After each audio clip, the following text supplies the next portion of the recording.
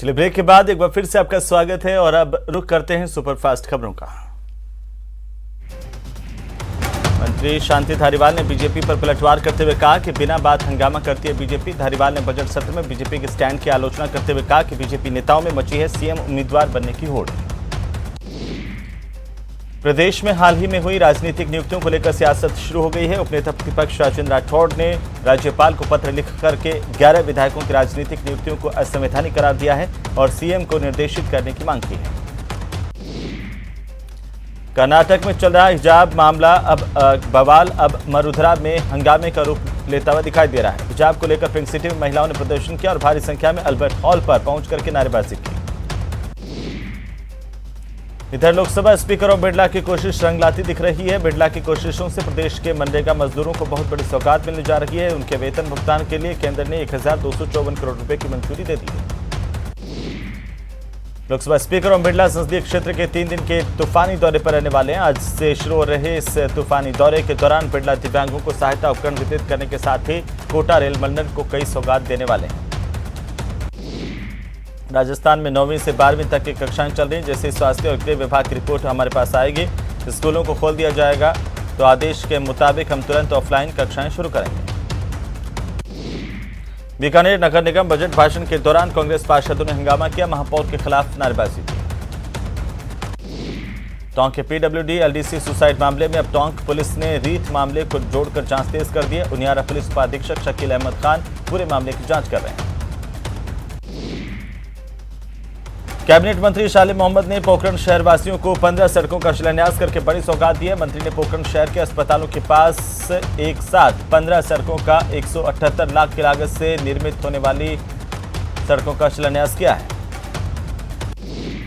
जयपुर को automated road sweeping machine की सौगात मंत्री शांति धारीवाल ने दी। धारीवाल ने स्वीपिंग मशीन को हरी झंडी दिखाकर के रवाना किया। केंद्रीय जल शक्ति राज्य मंत्री प्रहलाद पटेल अपने 2 दिन के दौरे पर जोधपुर पहुंचे। यहां पर कार्यकर्ताओं के संवाद के साथ वाटर वर्कशॉप में भी हिस्सा लिया। उन्होंने कहा कि कोरोना काल के दौरान प्रधानमंत्री की योजनाओं से बेहतर प्रबंधन हुआ है। भरतपुर जिला कलेक्टर आलोक रंजन ने शनिवार को बस में सवार होकर के टेक्निकल टीम के साथ शहर में नगर निगम और यूआईटी की ओर से करवाए जा रहे सड़क निर्माण के कार्यों का जायजा लिया। वहीं सांगानेर में हुई लूट का राज मोबाइल ने खोल दिया है। इस पूरे लूटकांड के मास्टरमाइंड घर की बहू ही निकली। पुलिस ने भांजे के साथ मिलकर के बहू की रची इस 1 करोड़ रुपए की लूट की साजिश का पर्दाफाश कर दिया है। यूपी के कन्नौज में एक जनसभा को संबोधित करते हुए प्रधानमंत्री मोदी ने कहा है कि विकास, रोजगार और निवेश के लिए शांति का माहौल पहली शर्त है। इसीलिए उत्तर प्रदेश आज कानून के राज को प्राथमिकता दे रहा है। उत्तराखंड में राजनाथ सिंह ने कहा कि हमने उरी और पुलवामा से पूरी दुनिया को यह संदेश दे दिया है कि भारत के अंदर वो ताकत है कि हम इस पार भी मार सकते हैं और जरूरत पड़ी तो उस पार भी मार सकते हैं। गृह मंत्री अमित शाह ने उत्तराखंड में जनसभा को संबोधित करते हुए कहा कि कांग्रेस ने 4 धाम 4 काम का नारा दिया, वह 4 काम नहीं करेंगे लेकिन 4 मांगने वाले जरूर खड़े हो जाएंगे। पद्म भूषण से सम्मानित उद्योगपति राहुल बजाज का 83 साल की आयु में निधन हो गया। राहुल बजाज के निधन की जानकारी केंद्रीय सड़क परिवहन और राजमार्ग मंत्री नितिन गडकरी ने ट्वीट करते हुए दी। आज राहुल बजाज का अंतिम संस्कार किया जाएगा।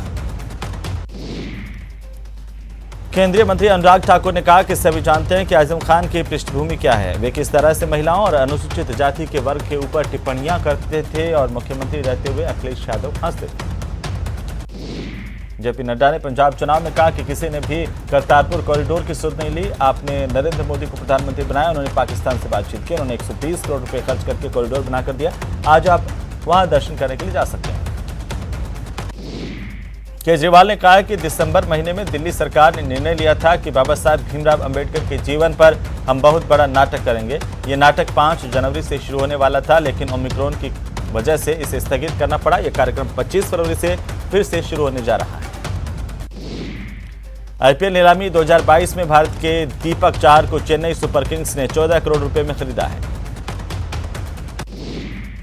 आईपीएल नीलामी 2022 में भारत के विकेटकीपर बल्लेबाज ईशान किशन मुंबई इंडियंस के लिए 15 करोड़ 25 लाख रुपए में बिके हैं। ईशान किशन आईपीएल 2022 की नीलामी में सबसे महंगे खिलाड़ी हैं। राजनीतिक नियुक्तियों पर प्रहार करते हुए उपनेता प्रतिपक्ष राजेंद्र राठौड़ ने ट्वीट करते हुए कहा है कि आपको हर बार कांग्रेस टिकट से महरूम रखती है। संयम लोढ़ा के लिए कहा गया। उन्होंने लिखा है कि लेकिन आप अंगूर खट्टे हैं कि तर्ज पर स्वघोषित कांग्रेस के प्रवक्ता बन जाते हैं। उधर संयम लोढ़ा ने राजेंद्र राठौड़ को जवाब दिया, कहा कि आप जो खुद को उपनेता प्रतिपक्ष लिखते हैं, क्या यह पद राजस्थान विधानसभा के किसी नियम में है? धौलपुर में बाड़ी विधायक गिरिराज सिंह मलिंगा शनिवार को 47 साल के हो गए हैं। ऐसे में सुबह से ही बाड़ी शहर के लोग उन्हें बधाई देने के लिए उमड़ पड़े। वहीं मुख्यमंत्री अशोक गहलोत ने भी उनको फोन पर जन्मदिन की बधाई दी है। डूंगरपुर जिला मुख्यालय की घाटी बस्ती में पेयजल संकट को दूर करने के लिए पेयजल टंकी का शिलान्यास किया गया। शिलान्यास समारोह के मुख्य अतिथि डूंगरपुर के विधायक गणेश घुघरा थे।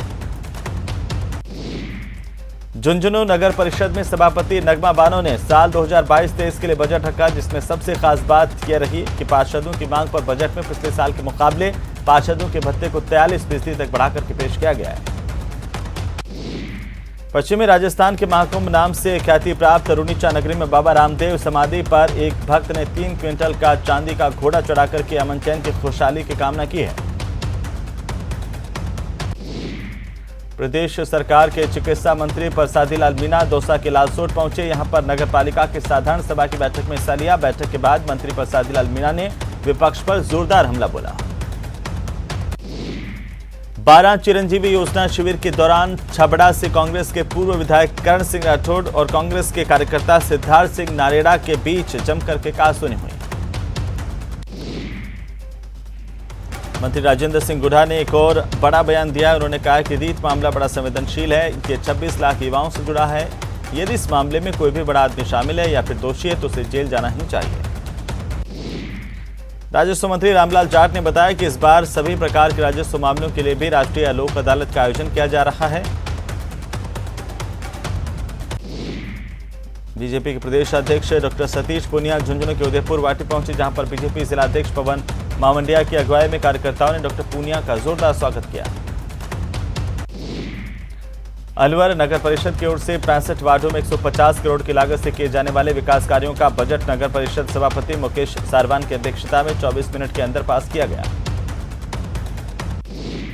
भरतपुर जिला कलेक्टर आलोक रंजन ने आज बस में सवार होकर टेक्निकल टीम के साथ शहर में नगर निगम और यूआईटी की ओर से करवाए जा रहे सड़क निर्माण के कार्यों का जायजा लिया। बांसवाड़ा नगर परिषद की साधारण सभा में जमकर हंगामा हुआ। जैसे ही नगर परिषद की बैठक में यह मुद्दा आया तो बीजेपी के पार्षद उन्होंने ये कहते हुए हंगामा शुरू कर दिया कि नगर परिषद इस तरह के मामलों में कोई कार्रवाई नहीं कर रही है। लेक सिटी उदयपुर शहर विकास को लेकर के नगर निगम में आयोजित हुई बोर्ड की बैठक में जमकर हंगामा हुआ। हंगामे के बीच ध्वनि मत से 298 करोड़ का बजट पास किया गया। प्रदेश में रीट परीक्षा रद्द होने के बाद अब युवाओं में मांग उठने लगी है कि एक ऐसा कड़ा नकल विरोधी कानून लाया जाए जिससे कि पेपर लीक और गड़बड़ी पर अंकुश लगाया जा सके। डूंगरपुर जिले के आदिवासियों के प्रयाग कहे जाने वाले बेनेश्वर धाम पर कृष्णावतारी संत मावजी की जयंती पर बेनेश्वर मेले का आगाज हुआ। राष्ट्रीय स्वयंसेवक संघ के वरिष्ठ प्रचारक शिव लहरी के पिता रामजीलाल का निधन होने पर शोक व्यक्त करने के लिए पूर्व मुख्यमंत्री वसुंधरा राजे दौसा की बांदीकुई पहुंची। राजनीति में प्रवेश की पहली सीढ़ी माने जाने वाले छात्र संघ चुनाव पर कोरोना की मार का बुरा असर पड़ा है। कोविड-19 महामारी के कारण बीते 2 सत्रों में छात्र संघ के चुनाव नहीं हो पाए। मुख्यमंत्री अशोक गहलोत ने डीग भरतपुर में डीग नगर रोड पर ट्रैक्टर ट्रॉली पलटने से हुए हादसे में 3 बच्चों की मृत्यु पर गहरी संवेदनाएं व्यक्त करते हुए कहा है कि मेरी संवेदनाएं शोकाकुल परिजनों के साथ हैं। ईश्वर उन्हें कठिन समय में संबल प्रदान करें। भरतपुर जिले के डी कस्बे में नगर सड़क मार्ग पर एक बड़ा हादसा हुआ। यहां पर सड़क में बने गड्ढों की वजह से ट्रैक्टर ट्रॉली पलट गई, जिसमें 3 लोगों की मौत हुई। वहीं हादसे में 12 से ज्यादा लोग घायल हुए हैं। सूचना मिलते ही डीग थाना पुलिस मौके पर पहुंची। घायलों को अस्पताल में भर्ती करवाया गया, जहां से गंभीर घायलों को जिला अस्पताल रेफर किया गया। आपको बता दें कि सभी घायल डीग उपखंड के गांव गिरसे निवासी थे। लग्न समारोह में शामिल होकर के वापस अपने घर लौट रहे थे, तभी हादसा हुआ। अजमेर दरगाह थाना पुलिस और स्पेशल टीम ने संयुक्त कार्रवाई करते हुए 60 लाख कीमत के 133 मोबाइल फोन बरामद किया है और 11 आरोपियों को गिरफ्तार किया है। तो चलिए इसी के साथ ही इस बुलेटिन में फिलहाल इतना ही। नमस्कार।